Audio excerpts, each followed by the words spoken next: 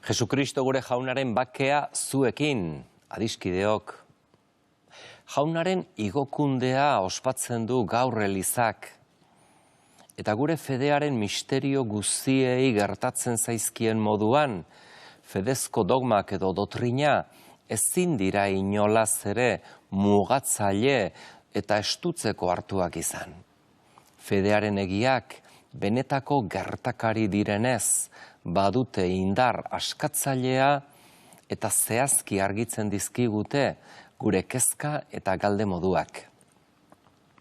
Jesus aitarengana doa, baina hori komeni zaigu.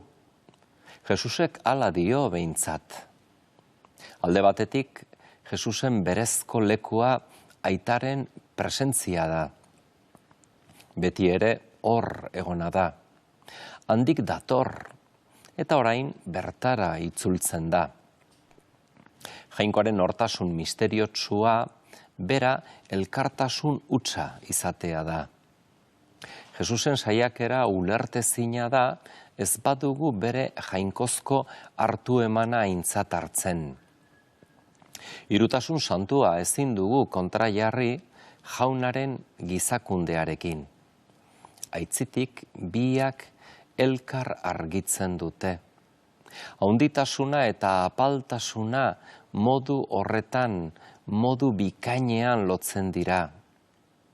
Jesus aitagana doa. Gurekin egindako lana erabat burutu ahal izateko. Bere zerura joateak ez digu ondatzen. Erabat gauzatzen baizik. Esaten dugu Eliza dela Kristoren gorputza, nola ez? Bera delako Elizaren buru.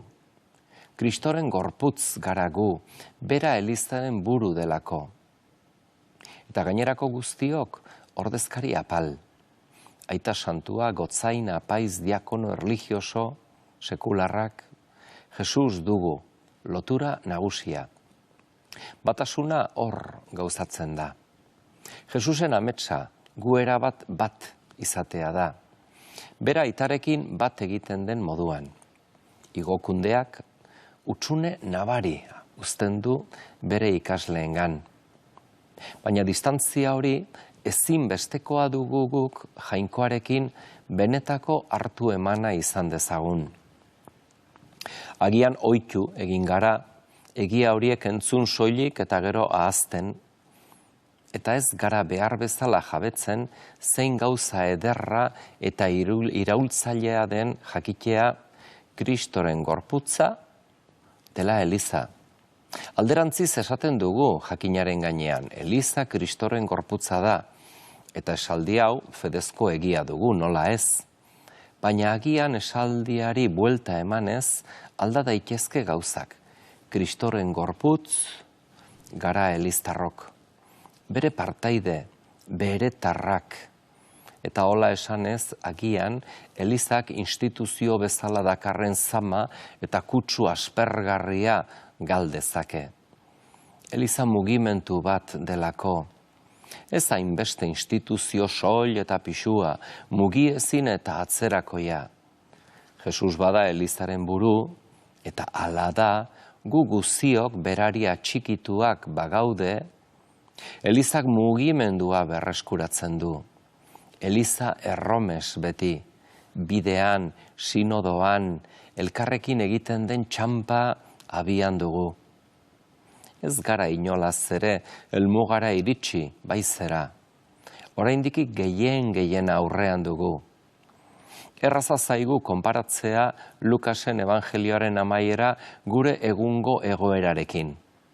Jesusek berak interpretatzen digu bere misioaren arrazoia. Eta horri uztartzen dio gurea. Idatzia zegoen, Mesiasek sufritu behar zuela, eta 3. egunean hilen artetik piztu, eta Jerusalemen hasita herri guztiei bihotz berritzeko hots egin behar zaiela. Bekatuak barkadak izkien. Zuek zarete honen guzien lekuko.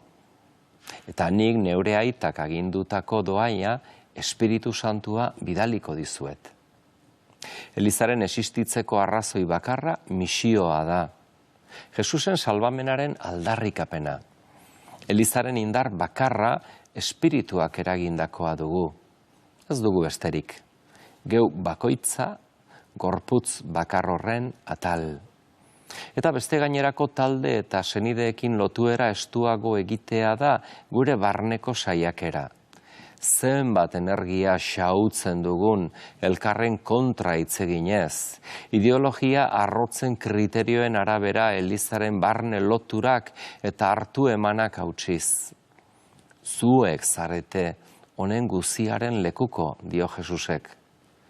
Lekukotasunak, testigantzak, bihotzaren eta adimenaren batasuna eskatzen du. Nola sinetsiko gaituzte bada, esamesa eta kritika bada elkarri eskaintzen diogun hitz bakarra. Igande honetan ospatzen dugu, Jesus zerura badoala.